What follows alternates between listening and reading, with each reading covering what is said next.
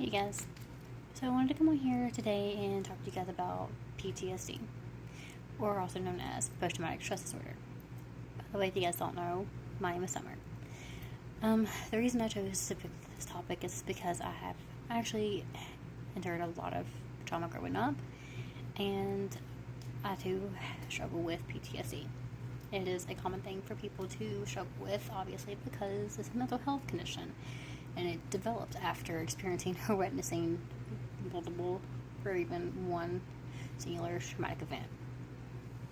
And it even says, according to the National Institute of Mental Health, approximately 6% of adults in the U.S. will experience PTSD at some point in their lives, whether it is from a childhood experience, teenage years, or even adult years. It even talks about how a study published in Psychiatric Services found that over 30% of individuals with PTSD avoided seeking treatment due to fear or judgment, or even discrimination. And a lot of people, what they don't know or what they just tend to ignore is veterans even struggle with PTSD, and they're actually more vulnerable to struggle with PTSD. It reports higher levels of stigmas around them, and it says with 50% citing concerns about being perceived as weak, and that's the reason why they don't seek help. Stigmas actually can be divided into 3 different categories. You have public stigma, self-stigma, and structural stigma. And public stigma, it actually refers to negative stereotypes and attitudes in society about individuals who have PTSD. Self-stigma occurs when individuals internalize societal prejudices and judge themselves harshly. It can actually lead to a lot of different feelings of shame, guilt, or inadequacy, and so much more than that. But I won't get into all the different types of it. I'll let you guys actually research it if you want. Structural stigma involves systematic barriers that limit access to care. It actually bases off of sufficient mental health resources in different communities, or high cost of therapy, medications, workplace policies that fail to accommodate individuals with PTSD. And what people actually don't know is stigmas around PTSD, it actually impacts recovery. Reason being, it's because it actually delays diagnosis and treatments.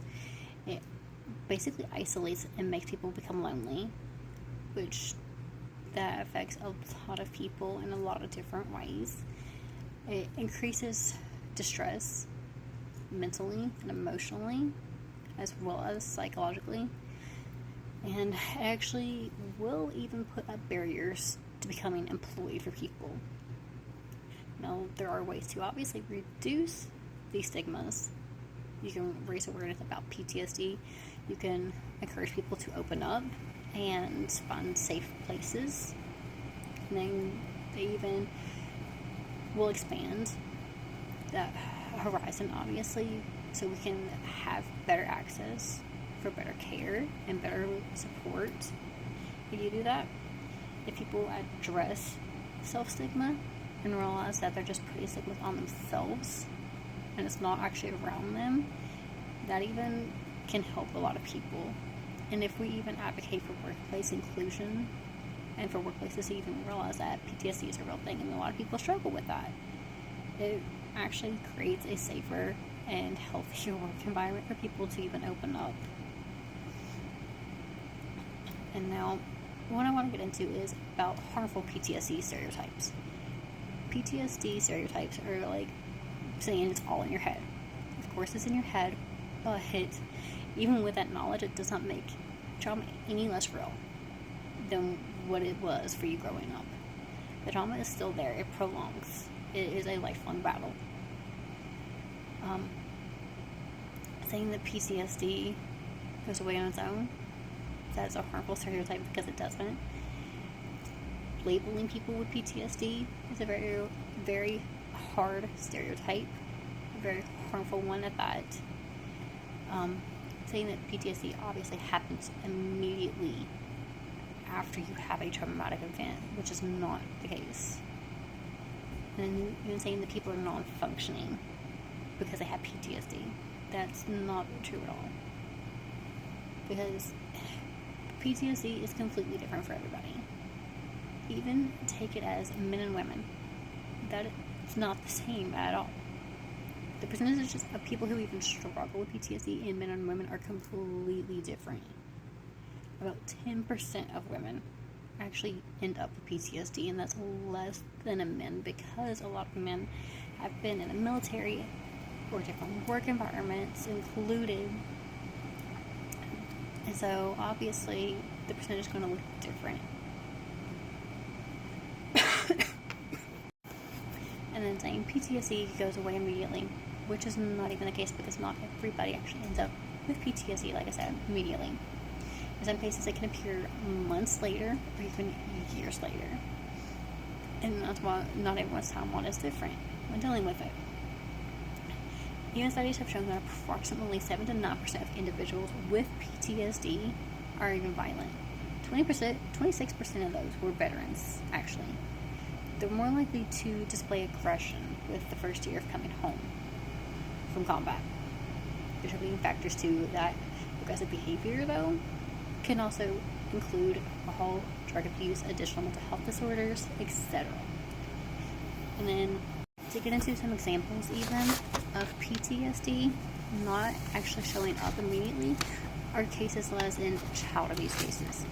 Obviously, a lot of children have blocked out those memories and they don't resurface until years later. Reason being is because it's easier for people to deal with their trauma growing up when they block it out. Natural disasters, you don't want to think about that immediately. Accidents, you don't want to think about that immediately. And then PTSD factors of depression, they often resurface later in life than immediately afterwards, because obviously you have blocked out so much that when it does come back, a lot of different emotions come back with that. Even signs to look out for are obviously flashbacks, changes in sleep pattern, loss of interest in hobbies or activities, hanging out with people, frequent panic attacks, memory problems. That is the big thing too for people. It's a lot of memory problems, because when you obviously resurface and think about your traumatic events and the trauma that you had to go through, bits and pieces of it can come back that you didn't even realize that you even held on to. And then you have a difficulty concentrating at time. Intense sadness or guilt can even take over. Obviously, like I said, you can even have being isolated. You can isolate from your friends and your family, who are always your closest people. You can even eventually start having unexplained physical pains. And then the biggest stereotype is saying that people are not functioning, when depending on people's PTSD levels, depending on people's PTSD levels and where they're at, they can actually be fully functioning. They can function within a job, within a family, they can function in life, they can actually be able to take care of themselves and other people as well. Those are your high level functioning people with PTSD. And those are the ones who have actually progressed the most through their PTSD. And then sensitivity and trauma and PTSD for individuals who have experienced it, you can actually end up re-experiencing that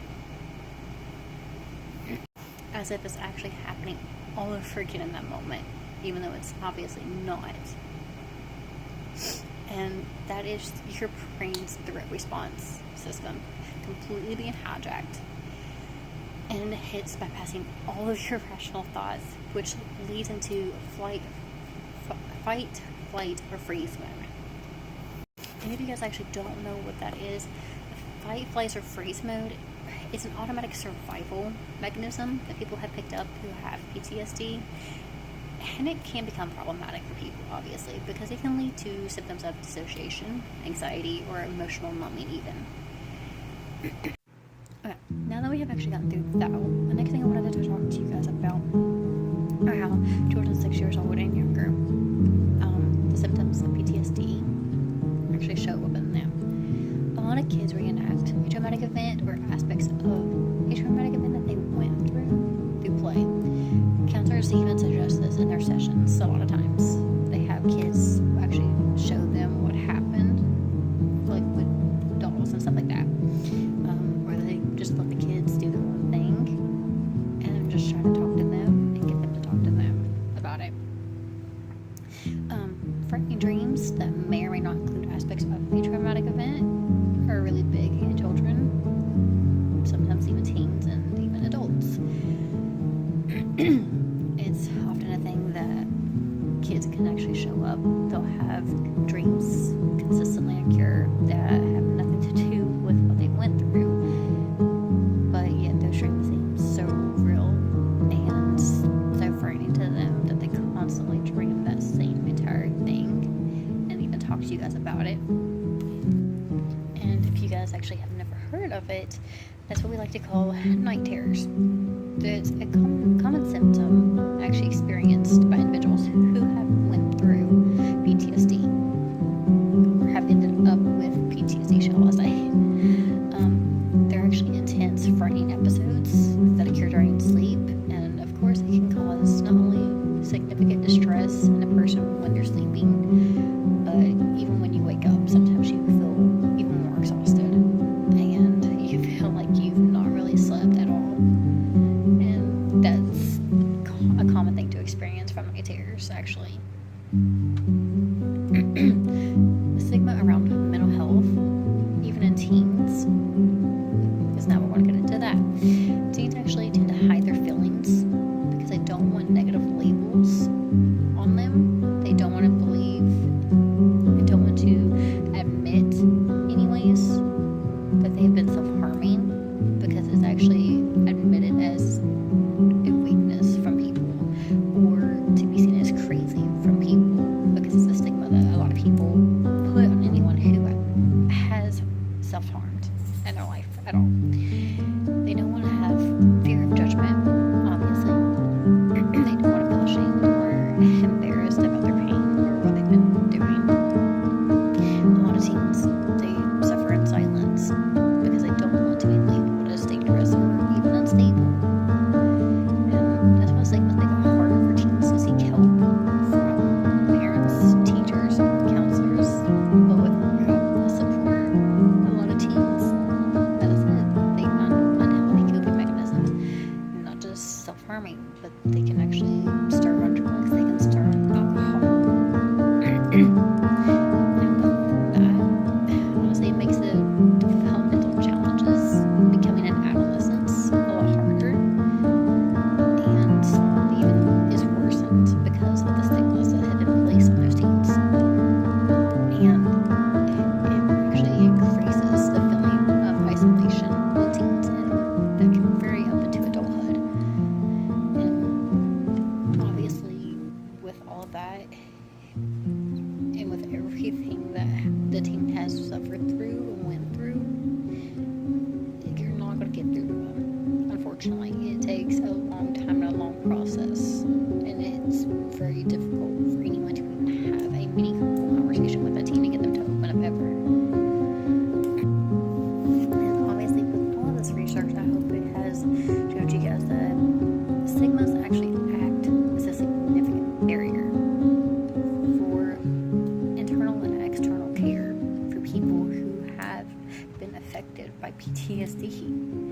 And it actually makes it harder for people to ever seek treatment. And it actually makes it hard for people to recover from PTSD.